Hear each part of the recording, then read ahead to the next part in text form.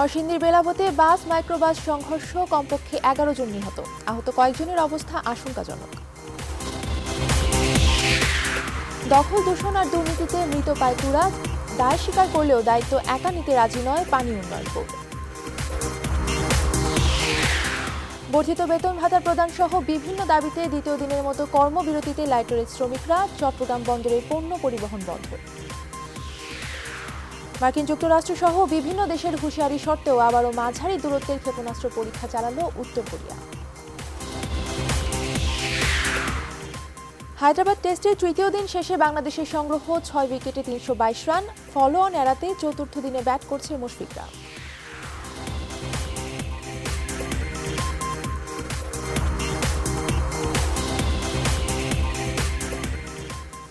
স্বাগত নিউজ 24 সংবাদে। আপনাদের সাথে আছি আমি তাসনিমে জান্নাত অর্থী। দেখছিলেন শরিয়া ভিত্তিক ইউনিয়ন ব্যাংক লিমিটেড সংবাদ শিরোনাম।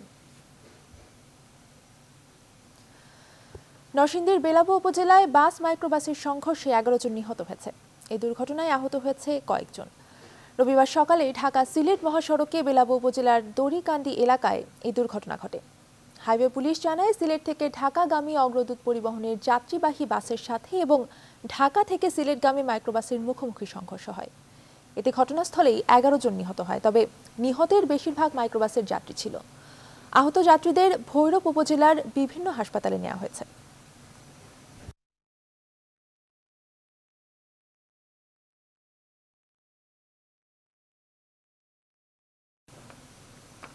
দর্শক, এই বিষয়ে বিস্তারিত জানাতে নরসিংদী থেকে আমাদের সঙ্গে যোগ দিচ্ছেন সুমন বর্মন।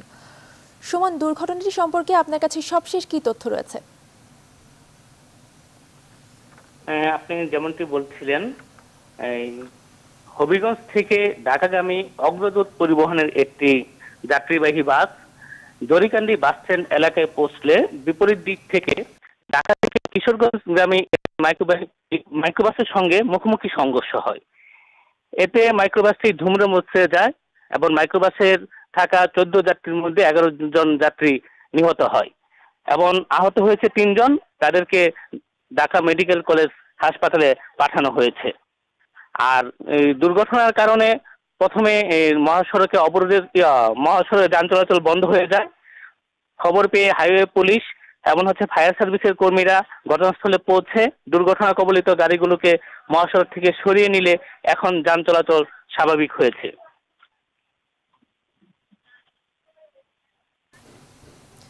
সুমন, আপনাকে ধন্যবাদ। দর্শক, নরসিংদী থেকে টেলিফোনে আমাদের সঙ্গে যোগ দিয়েছিলেন সহকর্মী সুমন বর্মন। চলে যাচ্ছি অন্যান্য খবরে। দখল, দূষণ ও দুর্নীতিতে মৃত প্রায় তুরাগ নদী। এজন্য পানি উন্নয়ন বোর্ড একা দায়ী নয় বলে দাবি করেছেন মহাপরিচালক ইঞ্জিনিয়ার মোহাম্মদ জাহাঙ্গীর আলম। এদিকে নতুন করে তুরাগের সীমানা যাচাই বাছাই চলছে জানিয়ে শিগগিরই নদীর সীমানা নির্ধারণ করে পিলার বসানো হবে বলে জানিয়েছে বাংলাদেশ অভ্যন্তরীণ নৌ পরিবহন কর্তৃপক্ষ। তুরাগ নদী দখল নিয়ে তালুকদার বিপ্লবের 2 পর্বের ধারাবাহিকের আজ শেষ পর্ব।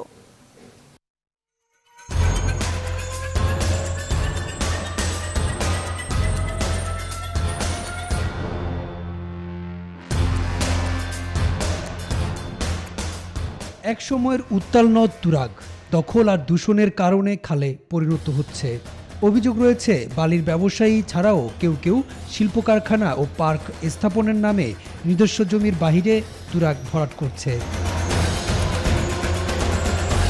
তুরাগকে দখলমুক্ত রাখার দায়িত্ব বাংলাদেশ পানি উন্নয়ন বোর্ডের নয় বলে মন্তব্য করেছেন সংস্থাটির মহাপরিচালক ইঞ্জিনিয়ার মোহাম্মদ জাহাঙ্গীর কবির। ওই যে নদীটা যে সীমানা আছে তার থেকে কত 150 না 200 মিটার পর্যন্ত কোনো স্থাপনায় করা গভর্নমেন্টের নির্দেশনা নেই। তাহলে তো গভর্নমেন্টের সেখানে অ্যাকশন নেওয়া দরকার, যে তারা অবৈধভাবে কেন করছে, গভর্নমেন্টের পারমিশন দিচ্ছে কেমন করে সেখানে করার জন্য। তবে বাংলাদেশ অভ্যন্তরীণ নৌ পরিবহন কর্তৃপক্ষ বলছে তুরাগ দফায় দফায় বেদখল হচ্ছে। কিছু কিছু অবৈধ স্থাপনা গড়ে উঠেছে, এটা ঠিক আছে, কিন্তু স্থাপনাগুলোর চাইতে বেশি উঠেছে গদি, বালুর গদি। অনিয়ম হয়েছে বলে স্বীকার করে পানি উন্নয়ন বোর্ড, তবে তাদের মতে দায় অনেকের। কিন্তু সমস্যা হচ্ছে যে উচ্ছেদ করতে গেলে যে ম্যাজিস্ট্রেসি পাওয়ার লাগে, সেই ম্যাজিস্ট্রেটের হেল্প লাগে, এগুলো তো আমাদের নাই। হ্যাঁ, আমাদের তো সেই বন্দুক নেই, বুট নেই। এদিকে নতুন করে তুরাগের সীমানা যাচাই বাছাইয়ের কাজ চলছে বলে জানিয়েছে বাংলাদেশ অভ্যন্তরীণ নৌ পরিবহন কর্তৃপক্ষ। আশা করছি যে এই জরিপ সম্পন্ন করে আমরা যদি পিলারগুলো আবার পুনঃস্থাপন করি তাহলে হয়তো এখন যে বিতর্ক সৃষ্টি হয়েছে হয়তো অনেকখানেই সেই বিতর্কগুলো প্রশমিত হবে। তুরাগ তীরের বাসিন্দারা নদ দখলমুক্ত রাখার দাবি জানিয়েছে। তালুকদার বিপ্লব, নিউজ 24, আশুলিয়া, সাভার। বহুল আলোচিত পদ্মা সেতু প্রকল্পে দুর্নীতির ষড়যন্ত্রের যে অভিযোগ তুলেছিল বিশ্ব ব্যাংক, সেই অভিযোগে বাতিল করা হয়েছিল ঋণ সহায়তা। তার কোনো প্রমাণ পায়নি কানাডার আদালত। খালাস দেওয়া হয়েছে 3 অভিযুক্তকেও। প্রধানমন্ত্রীর বিচক্ষণতা আর সাহসিকতার জন্যই এই সুষ্ঠু বিচার সম্ভব হয়েছে বলে নিউজ 24-কে জানান প্রধানমন্ত্রীর অর্থ উপদেষ্টা ডক্টর মশিউর রহমান। বিস্তারিত জানাচ্ছেন তৌফিক মাহমুদ মুন্না। 2013 সালে বাংলাদেশের সবচেয়ে বড় অবকাঠামো প্রকল্প পদ্মা সেতুতে দুর্নীতির ষড়যন্ত্রের অভিযোগে ঋণ চুক্তি বাতিল করে বিশ্ব ব্যাংক। শুক্রবার কানাডার আদালতে সেই দুর্নীতি মামলা মিথ্যা প্রমাণিত হয়। এ কারণে এসএনসি লাভালিনের সাবেক ভাইস প্রেসিডেন্ট কেভিন ওয়ালেস, প্রতিষ্ঠানটির আন্তর্জাতিক প্রকল্প বিভাগের সাবেক ভাইস প্রেসিডেন্ট রমেশ শাহ ও বাংলাদেশি বংশোদ্ভূত কানাডীয় ব্যবসায়ী জুলফিকার ভুঁইয়াকে মামলা থেকে অব্যাহতি দেওয়া হয়। কানাডার আদালতে এই রায়ের পর প্রধানমন্ত্রীর অর্থ উপদেষ্টা নিউজ 24-এর সাথে একান্ত সাক্ষাৎকারে বলেন, প্রধানমন্ত্রীর সাহসিকতার জন্যই এই সুষ্ঠু বিচার সম্ভব হয়েছে। প্রধানমন্ত্রী যদি এই বিবেচনা এবং দূরদৃষ্টি না থাকতো তাহলে আমরা হয়তো শাস্তি বিচার হতো বা অন্যভাবে শাস্তি হতো আমাদের কারো, এবং সে শাস্তিটাকেই বলা হতো প্রমাণ হিসাবে। তা মাননীয় প্রধানমন্ত্রীর সাহসিকতার জন্য আজকে প্রমাণিত হলো যে এই জাতীয় কোনো দুর্নীতি হয়নি। অর্থ উপদেষ্টা আরও বলেন, নাগরিকের অধিকার খর্ব হয় এমন কিছু করার ক্ষমতা বিশ্বব্যাংকের নেই।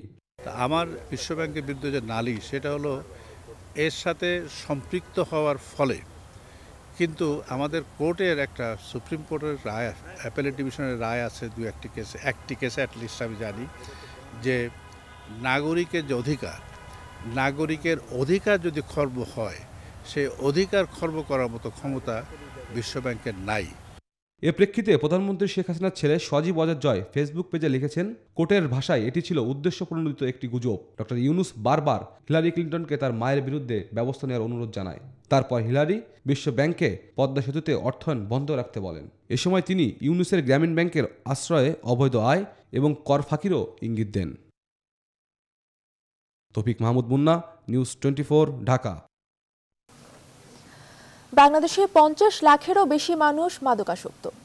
এর ফলে বাড়ছে চুরি, ডাকাতি, খুন, আত্মহত্যার মতো ভয়ঙ্কর সব অপরাধ।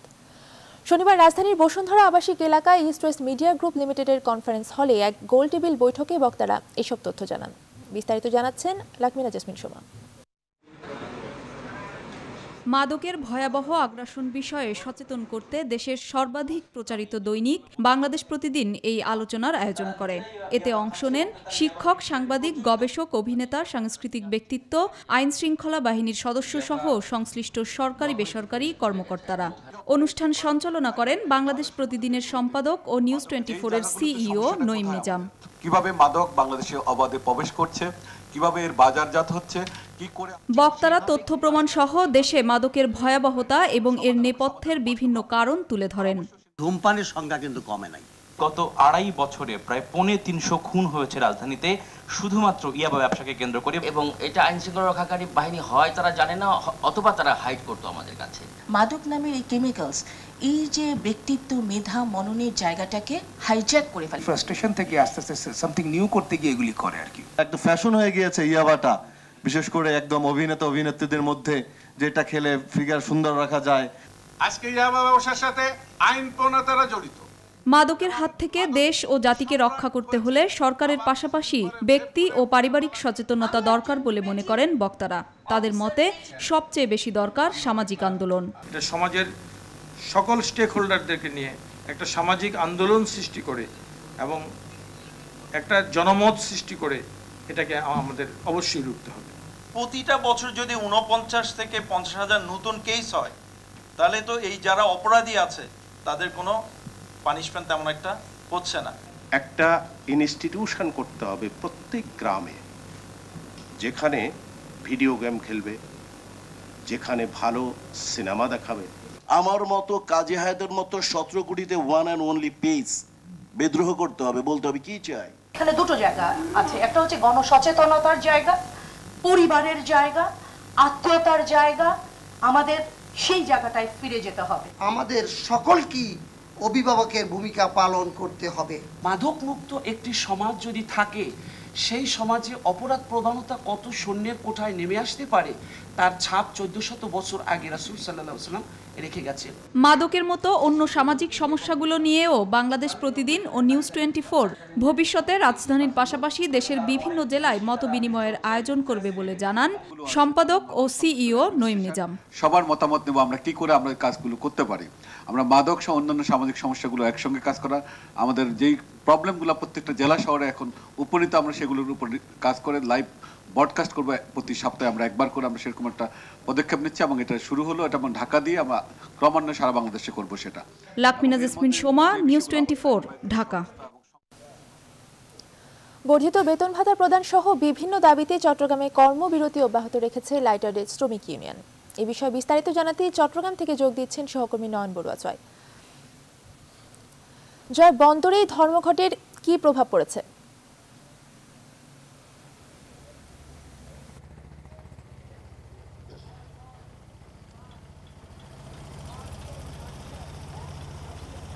ধন্যবাদ আপনাকে। আপনি জানেন যে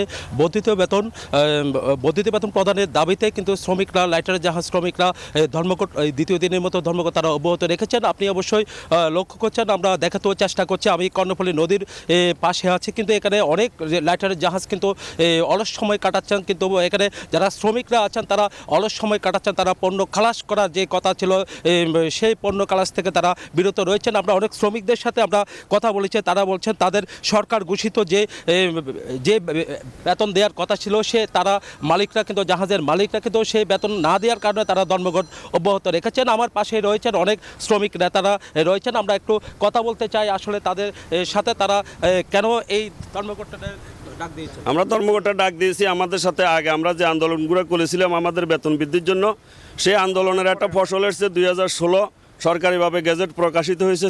শ্রমিকদের নিম্নতম মজুরি 10,000 9,650 টাকা। আর অন্যান্য ক্যাটাগরিতে যে বেতনগুলো বৃদ্ধি পেয়েছে সেই বেতনগুলো জাহাজ মালিক আমাদের শ্রমিকদেরকে দিয়ে দিলেই আমাদের এই কর্মবিরতি থেকে আমরা উঠে চলে আসব। আর একটা কথা আমি বলতে চাই, সেটা হলো যে মাননীয় প্রধানমন্ত্রীর দৃষ্টি আকর্ষণ করতে চাই, আমাদের এই গরিব শ্রমিকদের দিকে বারবার আমরা কেন ধর্মঘটে যাচ্ছি, এটা একটু খতিয়ে দেখে আমাদের এটা নিরসন করে দেখ। ধন্যবাদ নিউজ 24-এর সংশ্লিষ্ট কর্মকর্তা ভাইদেরকে। আমি আমার বক্তব্যের শুরুতে একটা কথাই বলতে চাই যে আমাদের যে সরকার ঘোষিত 2016 যে মজুরি কাঠামো ত্রিপক্ষীয় আলোচনার মাধ্যমে আমরা সেটা সরকার গেজেট আকারে প্রকাশ করছে। সরকারি গেজেট অনুসারে যে বর্ধিত বেতন ভাতা সেটা অনেক গড়িমসি করতেছে মালিক পক্ষের ভিতরে, গাপটি মেরে থাকা এক ধরনের কুচক্রী মালিক মহল, যার কারণে আমাদের এই শ্রমিকদেরকে বারবার আন্দোলনের মুখে ঠেলে দিচ্ছে। আপনাদেরকে আমি ধন্যবাদ জানাই এই কারণে যে আমাদের শ্রমজীবী গরিব দুঃখী শ্রমিকদের পাশে আসি দাঁড়াইয়া আমাদের দুঃখ দুর্দশার কথাগুলা শোনার জন্য। আমি আরও বলতে চাই যে আমাদের বর্তমান গণপ্রজাতন্ত্রী বাংলাদেশ সরকারের মাননীয় প্রধানমন্ত্রী, উনি একজন শ্রমিক বান্ধব সরকার, ওনার সরকার হচ্ছে একজন শ্রমিক বান্ধব সরকার। আমি আপনাদের মাধ্যমে মাননীয় প্রধানমন্ত্রী মহোদয়ের দৃষ্টি আকর্ষণ করতেছি, আমাদেরকে এই মেহনতি মানুষকে, মেহনতি শ্রমিকদের দিকে তাকাইয়া, খেটে খাওয়া মানুষের দিকে তাকাইয়া, গরিব দুঃখী শ্রমিকদের দিকে তাকাইয়া উনি যেন ওনার মাননীয় নৌ পরিবহন মন্ত্রী জনাব শাহজাহান খানেরও দৃষ্টি আকর্ষণ করছি যে উনি আমাদের সেক্টরের একজন মন্ত্রী, যে উনি যেন আমাদের দিকে একটু সুনজরে তাকান এবং মালিক মহোদয়কে অনতি বিলম্বে আমাদের বর্ধিত বেতন সহ এরিয়া বিল প্রদানের জন্য অনুরোধ করলে আমরা ওইটা পেলেই আমাদের শ্রমিক আমাদের ঠিক জায়গা মতো আমরা কর্মবিরতি অব্যাহত করব। ধন্যবাদ। আমরা এতক্ষণ ধরে কথা বলেছি, আসলে এখানে অনেক শ্রমিকরা তারা আমাদেরকে জানিয়েছেন, তারা বলছেন যতক্ষণ পর্যন্ত তাদের দাবি মানা হবে না ততক্ষণ পর্যন্ত তারা এই আন্দোলন অব্যাহত রেখেছেন। কিন্তু আমরা বন্দর কর্তৃপক্ষের সাথে আমরা কথা বলেছি, বন্দর কর্তৃপক্ষ আমাদেরকে জানিয়েছেন গতকাল থেকে যে লাইটারের জাহাজের যে কর্মবিরতি চলছে সেটার কারণে বহিরঙ্গরে কিন্তু অনেক জাহাজ জট পড়েছেন। তারা বলছেন এইভাবে যদি তাদের আন্দোলন অব্যাহত রাখা হয় তাহলে কিন্তু এখানে চট্টগ্রাম বন্দরের অনেক জাহাজের জট পড়ার সম্ভাবনা রয়েছেন, কিন্তু এখানে অনেক বন্দর ব্যবহারকারী রয়েছেন, ব্যবসায়ী রয়েছেন, তাদের সাথে আমরা কথা বলছি। তারা বলছেন দ্রুত গতিতে যেন তাদের আন্দোলন প্রত্যাহার করার জন্য তাদের একটা সুরাহা করা দরকার বলে মনে করছেন। কিন্তু এদিকে মালিকপক্ষ, জাহাজ মালিকপক্ষ রয়েছেন, তাদের সাথেও আমরা কথা বলেছি। তারা বলছেন আসলে তাদের এই আন্দোলন যেটা তারা ডাক দিয়েছেন হঠাৎ করে, সেটা কিন্তু অযৌক্তিক বলে তারা দাবি করছেন। তারা বলছেন আমরা আজকে বিকালের মধ্যে তারা একটা বৈঠক করার কথা রয়েছে বলে তারা আমাদেরকে জানিয়েছেন। তো এই ছিল আমার এখানকার সর্বশেষ তথ্য। জয়, আপনাকে ধন্যবাদ। দর্শক, চট্টগ্রাম থেকে আমাদের সঙ্গে সরাসরি যোগ দিয়েছিলেন সহকর্মী নয়ন বড়ুয়া জয়। এবারে অমর একুশে বইমেলা নিয়ে আমাদের আয়োজন প্রাণের মেলা গ্রন্থমেলা।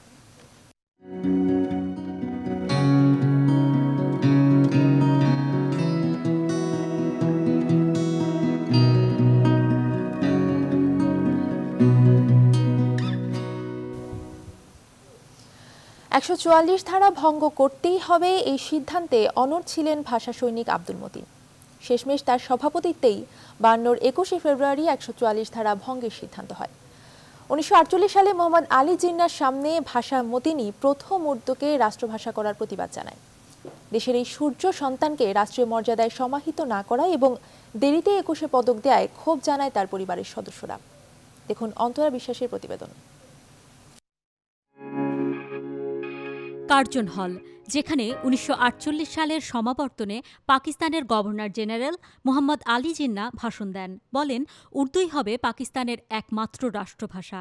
তখন প্রথম যে ছাত্রটি প্রতিবাদ করে ওঠে তিনি ভাষা সৈনিক আব্দুল মতিন। তার সাথে সুর মিলিয়েই বাকি ছাত্ররা সেদিন প্রতিবাদের ঝড় তোলে।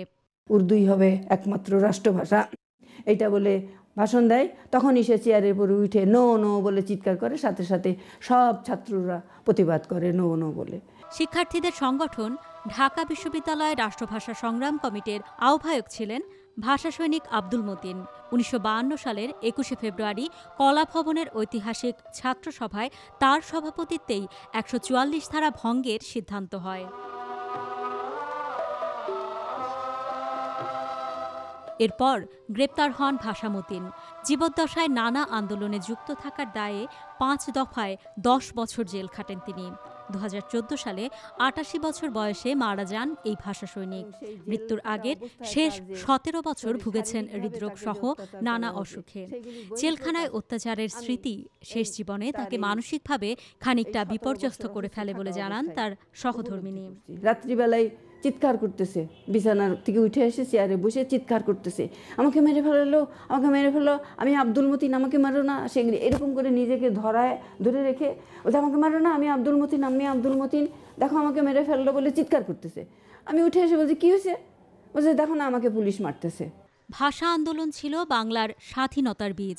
আব্দুল মতিনের মতো ভাষা সৈনিকেরা সেই বীজ বপন করেছিলেন, কিন্তু তাদের প্রাপ্য সম্মান অনেক সময়ই থেকেছে অধরা। তাকে দেওয়া হয় ২০০০ সালে, কিন্তু তার আগে ভাষা আন্দোলনের সময় যাদের বয়স কিছুই না, আমারই মতো ক্লাস 1-এর পড়া হয়তো, তারা আব্দুল মতিনের আগে ভাষার পদক পেয়েছে। বহু মানুষ পদক পাওয়ার পরে এই প্রবাসী বাঙালিদের দাবিতে ২০০০ সালে ডিক্লেয়ার হয়। রাষ্ট্রীয় মর্যাদা যেটা, সেটা আমরা এক্সপেক্ট করেছিলাম। মৃত্যুর পরে যেটা রাষ্ট্রীয় সম্মান বলে যেটা দেওয়া হয়, গার্ড অফ অনার বা এরকম ইয়েগুলো, সেইগুলো পাইনি। সেটা সম্ভবত সেই সময় কোনো ওদের, আমরা যেটা শুনেছি, প্রশাসনিক জটিলতা ছিল, এটার কারণে ওটা অ্যারেঞ্জ করতে পারিনি। এত কিছুর পরও ভাষা মতিনের পরিবার মনে করে বাংলা ভাষার মর্যাদা অটুট থাকলেই সম্মানিত হবেন ভাষা সৈনিকরা। এটা আগে বন্ধন ভাষাই বলতো। অন্তরা বিশ্বাস, নিউজ 24, ঢাকা। সংবাদে নিচ্ছে একটি বিরতি, ফিরছি একটু পর, সাথেই থাকুন।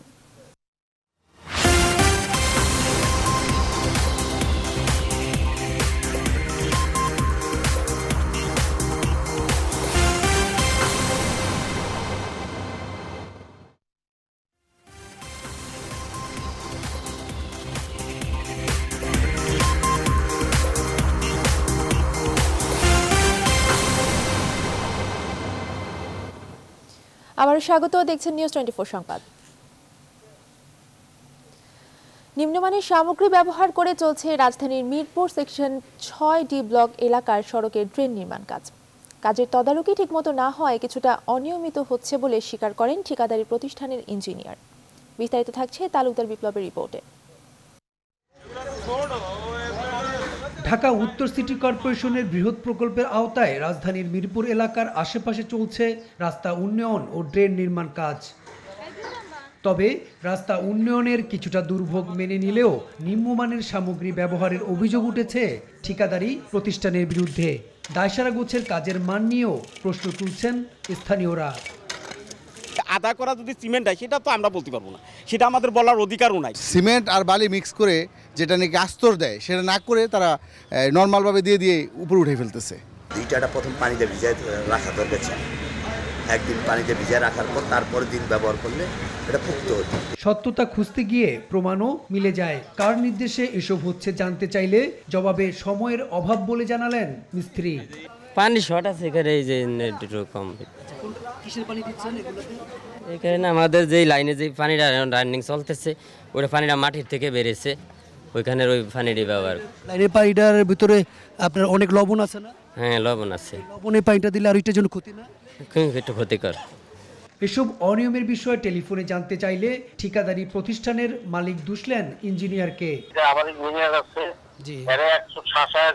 অভিযোগ স্বীকার করে নির্ধারিত সময়ের আগেই কাজ শেষ হবে বলে জানালেন ঠিকাদারি প্রতিষ্ঠানের ইঞ্জিনিয়ার। ভুলবশত যারা তো বুঝতে পারে না, অত লেবাররা নিয়ারে বল 1 কিলোমিটার রাস্তাটা, এখন সব সময় তো প্রত্যেকটা লেবারের পিছনে তার লোক বসে থাকা যায় না। এদিকে শিডিউল মাফিক কাজ না হলে ঠিকাদারের কাজের বিল না দিতে ঢাকা উত্তর মেয়রের প্রতি আহ্বান জানিয়েছেন স্থানীয় জনপ্রতিনিধি। আমি সিটি কর্পোরেশনের মেয়র সাহেবকে অবগত করব এই বিলটা যেন আটকে রাখে।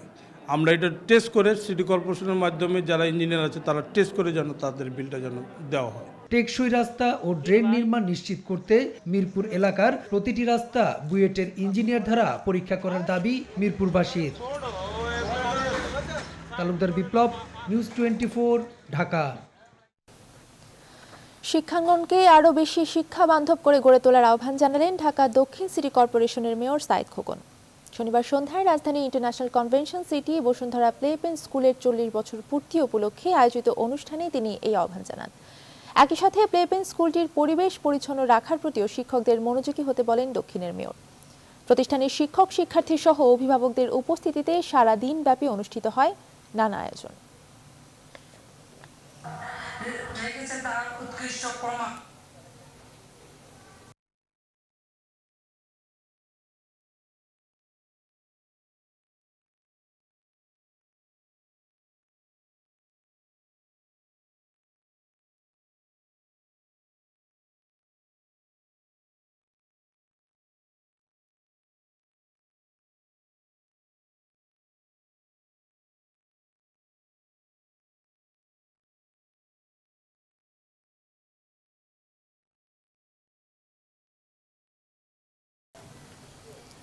দর্শক, গাজীপুরের শফিপুরে আনসার একাডেমির অনুষ্ঠানে বক্তব্য রাখছেন প্রধানমন্ত্রী শেখ হাসিনা। আমরা এখন সরাসরি চলে যাচ্ছি সেখানে।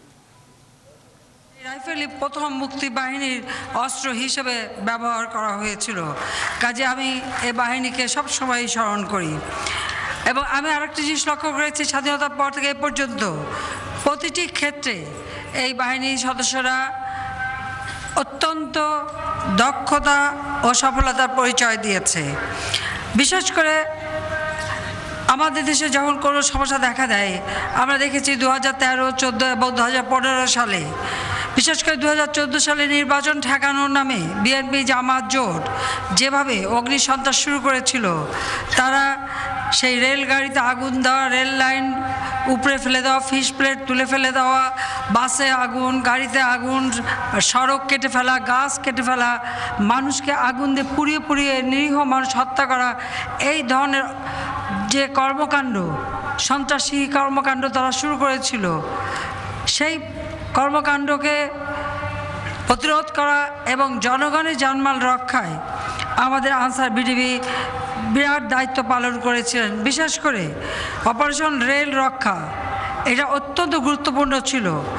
কাজী এই মহাসড়কের নাশকতা রোধ থেকে শুরু করে জঙ্গিবাদ সন্ত্রাস দমনে আপনারা যে মহান ভূমিকা রেখেছেন, জাতিকে রক্ষা করেছেন এবং একটা নির্বাচন অনুষ্ঠিত হয়েছে যার মধ্য দিয়ে আমরা টানা দ্বিতীয়বারের মতো সরকার গঠন করে দেশের উন্নয়ন কার্যক্রম অব্যাহত রাখতে সক্ষম হয়েছি।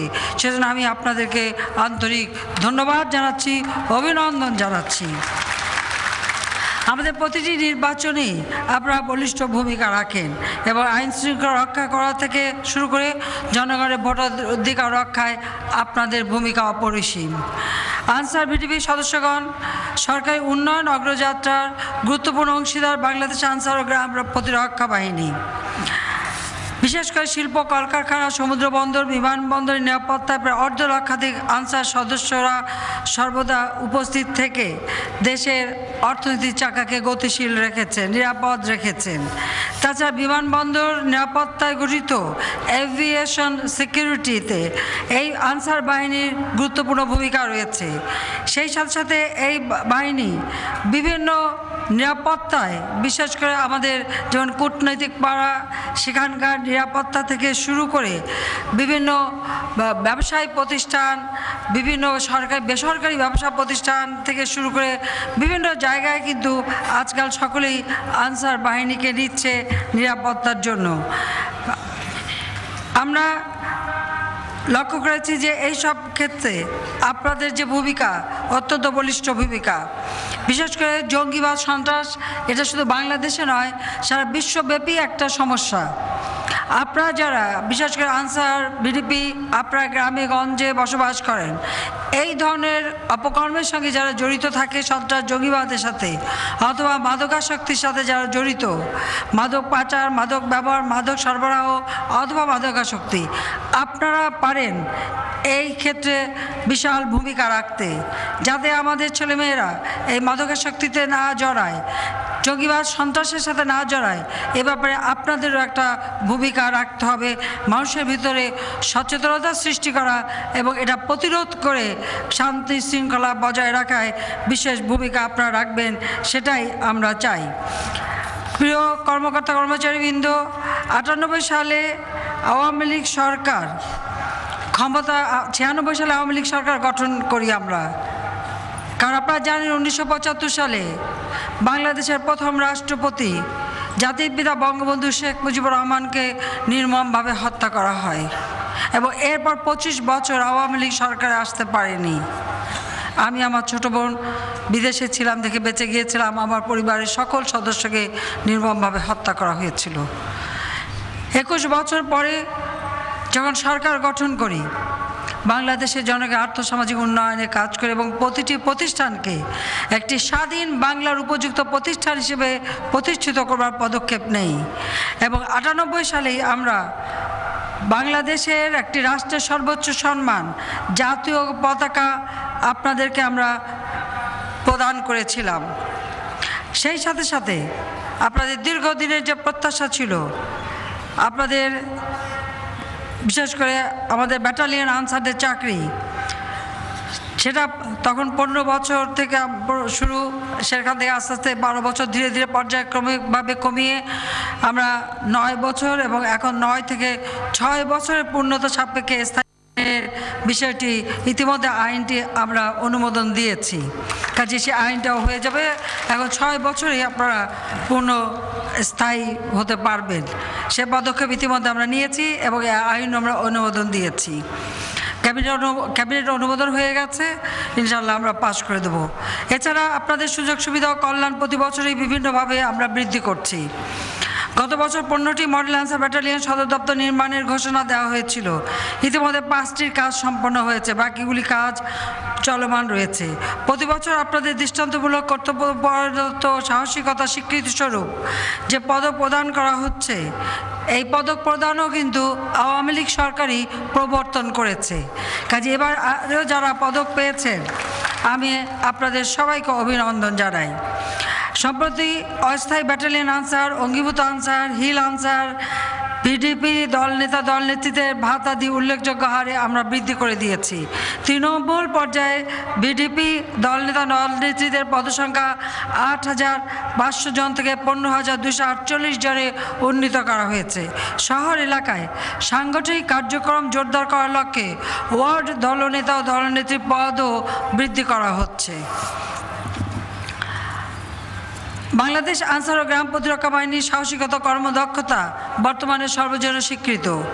পার্বত্য এলাকায় বাহিনীর 15টি ব্যাটালিয়ন বাংলাদেশ সেনাবাহিনীর সঙ্গে অপারেশনাল ও শান্তি শৃঙ্খলা রক্ষায় সক্রিয়ভাবে অংশগ্রহণ করছে।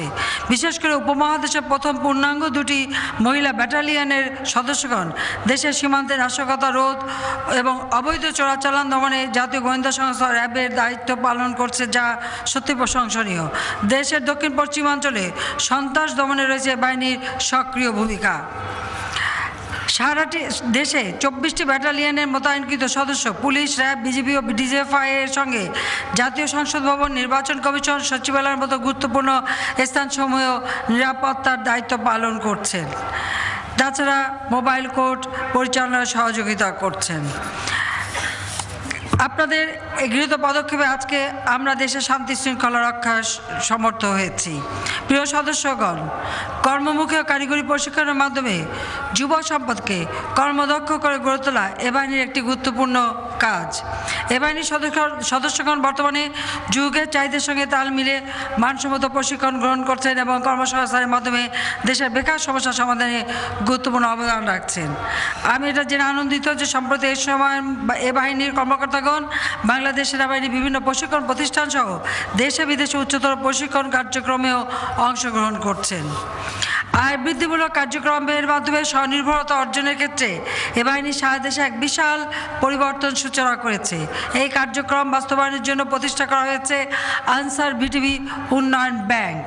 ব্যাংকটি সদস্যদের আর্থিক অবস্থার উন্নয়ন সহ নারী ক্ষমতায়নে উল্লেখযোগ্য অবদান রাখছে। প্রশিক্ষণ, দক্ষতা উন্নয়ন, ঋণ গ্রহণের এর অপূর্ব সম্মেলনের মাধ্যমে দারিদ্র্য দূরীকরণে এই ব্যাংক কাজ করছে। আমরা যে নতুন একটা প্রকল্প বাস্তবায়ন করে যাচ্ছি, একটি বাড়ি একটি খামার প্রকল্প, ইতিমধ্যে আমি নির্দেশ দিয়েছি এই একটি বাড়ি একটি খামার প্রকল্পের সাথে আনসার বিডিবিকে সম্পৃক্ত করার জন্য। কারণ আপনাদের যে ট্রেনিং আছে, এই ট্রেনিং কাজে লাগিয়ে এই সমিতিগুলির সাথে আপনারা যদি সদস্যভুক্ত হন, তাহলে আমি মনে করি বাংলাদেশকে আমরা অতি দ্রুত দারিদ্র্যমুক্ত করতে সক্ষম হব। আমাদের সবসময় একটা কথা মনে রাখতে হবে, এই দেশ আমরা স্বাধীন করেছি রক্ত দিয়ে। জাতির পিতার নেতৃত্বে আজকে স্বাধীন বাংলাদেশ, মহান মুক্তিযুদ্ধে আমরা বিজয় অর্জন করেছি। আমরা বিজয়ী জাতি। আমরা কারো কাছে মাথা নিচু করে চলবো না, মাথা উঁচু করে চলবো। তাই আমাদেরকে নিজের পায়ে দাঁড়াতে হবে, পর মুখাপেক্ষি হয়ে নয়। আপনাদের প্রতিটি সদস্য প্রশিক্ষণ প্রাপ্ত, আপনারা নিজেরা, আমরা বিভিন্ন সুযোগ আমাদের দিয়েছি। আমরা কর্মসংস্থান ব্যবস্থা গ্রাম পর্যায় পর্যন্ত আমরা করে দিয়েছি। কাজে আপনাদের গৃহীত এই ট্রেনিং নিয়ে আপনারা শুধু নিজেরা না, গ্রামের মানুষকেও আপনারা উদ্বুদ্ধ করতে পারেন এবং নিজের পায়ে দাঁড়াবার প্রশিক্ষণ দিয়ে তাদেরকেও আপনারা আত্মমর্যাদাশীল করে গড়ে তুলতে পারেন। দেশকে আমরা এগিয়ে নিয়ে যাচ্ছি। আমরা চাই বাংলাদেশ উন্নত সমৃদ্ধ হবে, বাংলাদেশের মানুষ মাথা উঁচু করে বিশ্বব্যাপী চলবে, বাংলাদেশ হবে দারিদ্র্যমুক্ত, ক্ষুধামুক্ত বাংলাদেশ, যে বাংলাদেশের স্বপ্ন জাতির পিতা দেখেছিলেন। আনসার বিডিবির প্রিয় সদস্যবৃন্দ, জনগণের নিরাপত্তা বিধানের জন্য আপনারা সততা, শৃঙ্খলা, আন্তরিকতা ও সাহসের সঙ্গে কাজ করবেন। সকলের সম্মিলিত প্রচেষ্টায় আসুন 2021 সালের মধ্যে বাংলাদেশকে আমরা মধ্যম আয়ের দেশ, 2041 সালের মধ্যে বাংলাদেশ হবে দক্ষিণ এশিয়ায় উন্নত সমৃদ্ধ দেশ। জাতির পিতার স্বপ্নের সোনার বাংলা আমরা সকলে সম্মিলিতভাবে আসুন গড়ে তুলি, যেন একটি মর্যাদাশীল জাতি হিসেবে বিশ্ব দরবারে মাথা উঁচু করে আমরা চলতে পারি। আমি আপনাদেরকে ধন্যবাদ জানাই এবং আবারও আপনাদের সকলকে মনোমুগ্ধকর কুচকাওয়াজ প্রদর্শনের জন্য আন্তরিক ধন্যবাদ জানাচ্ছি। আপনাদের কুচকাওয়াজ, সাংস্কৃতিক অনুষ্ঠান সব কিছুই কুটির শিল্প অত্যন্ত চমৎকার হয়। সেজন্য আবার আমি সকলকে এর সঙ্গে সম্মিলিত সবাইকে আমি আন্তরিক ধন্যবাদ জানিয়ে আমার বক্তব্য শেষ করছি। খোদা হাফেজ। জয় বাংলা, জয় বঙ্গবন্ধু। বাংলাদেশ চিরজীবী হোক। মাননীয় প্রধানমন্ত্রী, সম্মানিত অতিথিবৃন্দ, দর্শক, গাজীপুরের শফিপুরে আনসার একাডেমির অনুষ্ঠানে বক্তব্য রাখছিলেন প্রধানমন্ত্রী শেখ হাসিনা। চলে যাচ্ছি অন্যান্য প্রসঙ্গে। সিরাজগঞ্জে সাংবাদিক শিমুল হত্যার বিচার নিয়ে শঙ্কা প্রকাশ করেছেন তার স্ত্রী নুরুন নাহার। আর স্বজনদের দাবি মামলাটি দ্রুত বিচার ট্রাইব্যুনালে স্থানান্তরে। আব্দুস সামাদ সাইমের প্রতিবেদন, জানাচ্ছেন হাসান কামরুল।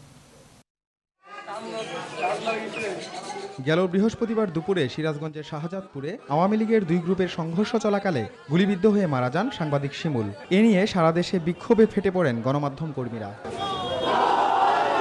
হত্যা মামলা দায়ের করা হয় শাহজাদপুর পৌর মেয়র হালিমুল হক মিরু সহ 5 জনকে আসামি করে। এই মামলায় 5 জনই এখন কারাগারে। তবে এর সুষ্ঠু বিচার নিয়ে সন্দেহ প্রকাশ করেছেন নিহত শিমুলের স্ত্রী নুরুন নাহার খাতুন। দেখি তো বড় বড় সাংবাদিক মারা গেছে, তাদের তো বিচার হয়নি। আমার তো টাকাও নাই, অর্থ সম্পদ কিছুই নেই, লোকও নেই। আজ 2 দিন মানুষ আছে, আর 2 দিন বাদে কেউ থাকবে না, তখন আমার কি অবস্থা হবে। শিমুল হত্যা মামলা দ্রুত বিচার ট্রাইব্যুনালে স্থানান্তর এবং জড়িতদের সর্বোচ্চ শাস্তির দাবি জানিয়েছেন তার স্বজনরা। আমার ভাইয়ের খুনের মামলার বিচার দ্রুত ট্রাইব্যুনাল স্থানান্তর করা হোক। শিমুল যেরকম হত্যা হয়েছে আর কোনো সাংবাদিক জানে এরকম হত্যা না হয়। আমরা সেই বিচার সরকারে অতি তাড়াতাড়ি এই বিচারটা চাই। পুলিশ বলছে মামলাটির তদন্ত দ্রুত শেষ করার ব্যাপারে ব্যবস্থা নিয়েছে তারা। অল্প সময়ের মধ্যেই আমরা বিজ্ঞ আদালতে অভিযোগপত্র দাখিল করব এবং মামলাটা যাতে এলাকার মানুষের চাহিদা অনুযায়ী যেন দ্রুত বিচার হয়, এলাকার জনগণের আশা প্রস্ফুটিত হয়, সে বিষয়ে আমরা সজাগ আছি। Desk report, news 24। সংবাদে নিচ্ছে আরও একটি বিরতি। নিউজ 24 এর সাথেই থাকুন।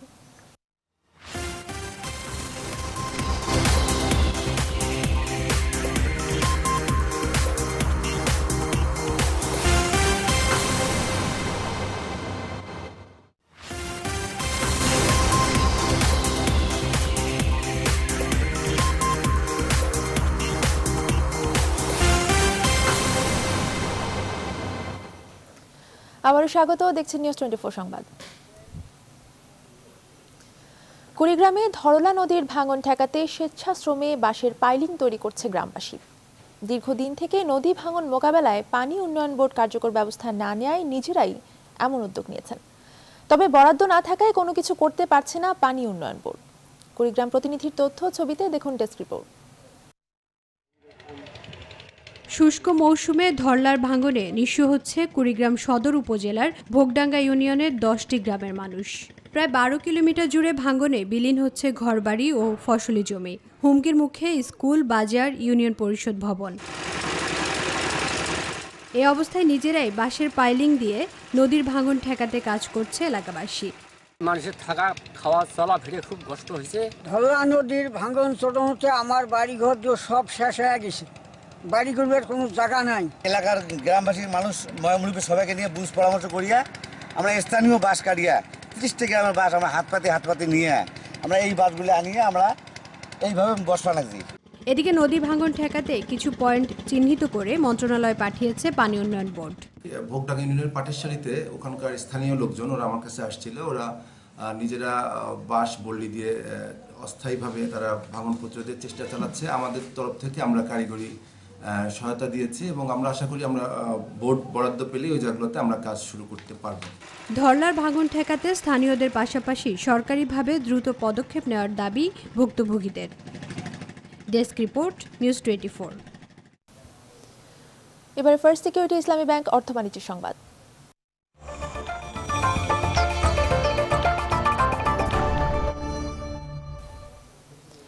এক মাসের ব্যবধানে আবারও বাড়ল স্বর্ণের দাম, ভরিতে প্রায় 1000 টাকা পর্যন্ত। বাজারের এমন পরিবর্তনকে নেতিবাচক হিসেবেই দেখছেন ক্রেতারা।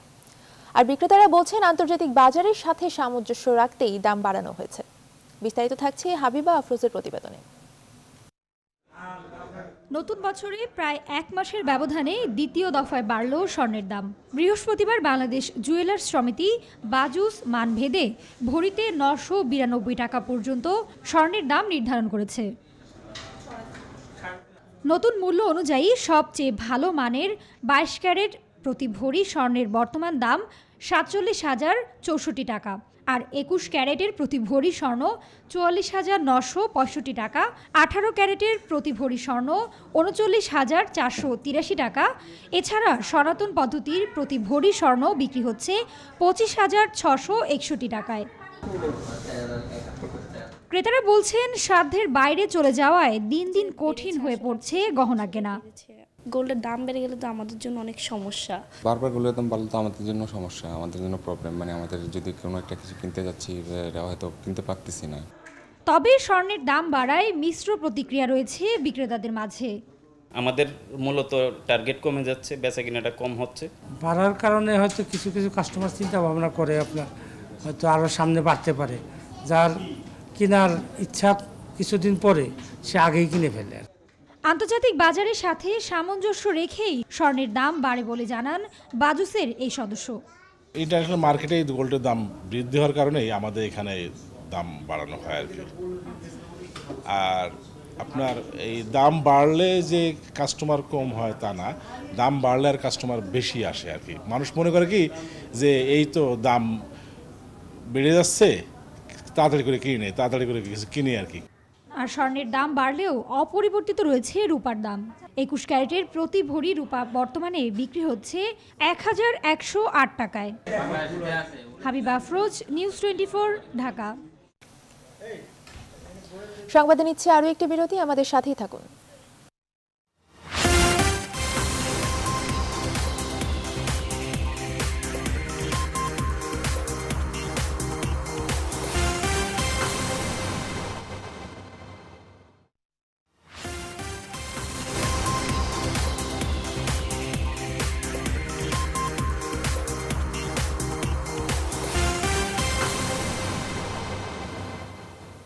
আবারও স্বাগত, দেখছেন নিউজ 24 সংবাদ। এবারে আন্তর্জাতিক প্রসঙ্গ।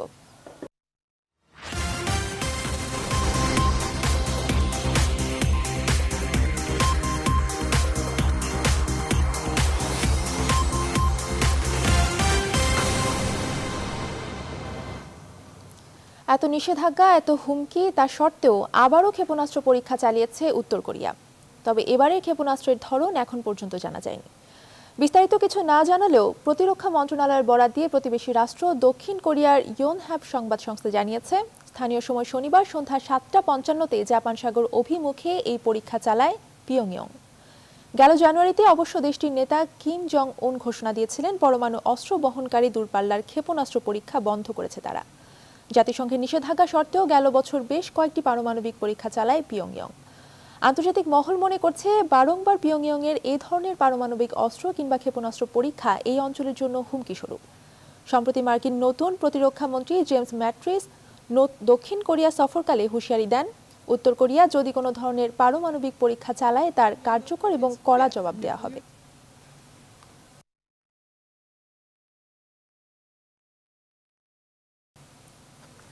এবারে খেলার খবর।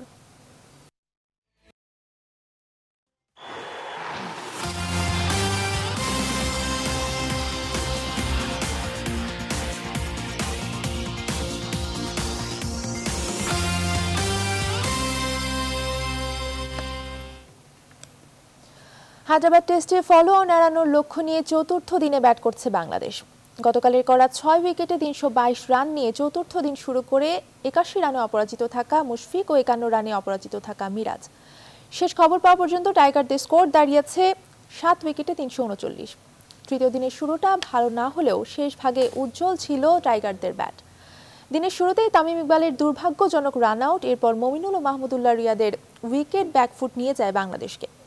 তবে দলের দুই অভিজ্ঞ খেলোয়াড় সাকিব মুশফিকের ব্যাটে প্রতিরোধ করে টাইগাররা। তাদের 107 রানের জুটির পর নিজেকে প্রমাণ করেন মেহেদী মিরাজ। অভিষেকের পর ব্যাট হাতে নিজেকে মেলে ধরতে না পারলেও রাজীব গান্ধী স্টেডিয়ামে হেসেছে তার ব্যাট। পেয়েছেন ক্যারিয়ারের প্রথম হাফ সেঞ্চুরি। অধিনায়ক মুশফিকের সঙ্গে তার অপরাজিত 87 রানের জুটিতে 6 উইকেটে 322 রান করে তৃতীয় দিন শেষ করে বাংলাদেশ।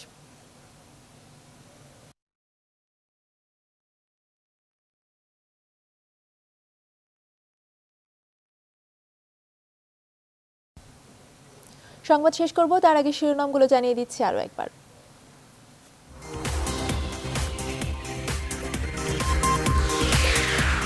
নরসিংদীর বেলাবতে বাস মাইক্রোবাস সংঘর্ষ, কমপক্ষে 11 জন নিহত, আহত কয়েকজনের অবস্থা আশঙ্কাজনক। দখল দূষণ আর দুর্নীতিতে মৃতপ্রায় তুরাগ, দায় স্বীকার করলেও দায়িত্ব একা নিতে রাজি নয় পানি উন্নয়ন বোর্ড। বর্ধিত বেতন ভাতা প্রদান সহ বিভিন্ন দাবিতে দ্বিতীয় দিনের মতো কর্মবিরতিতে লাইটারের শ্রমিকরা। চট্টগ্রাম বন্দরের পণ্য পরিবহন বন্ধ। মার্কিন যুক্তরাষ্ট্র সহ বিভিন্ন দেশের হুঁশিয়ারি সত্ত্বেও আবারই মাঝারি দূরত্বের ক্ষেপণাস্ত্র পরীক্ষা চালালো উত্তর কোরিয়া। হায়দ্রাবাদ টেস্টে তৃতীয় দিন শেষে বাংলাদেশের সংগ্রহ 6 উইকেটে 339 রান। ফলো অন এড়াতে চতুর্থ দিনে ব্যাট করছে মুশফিকরা।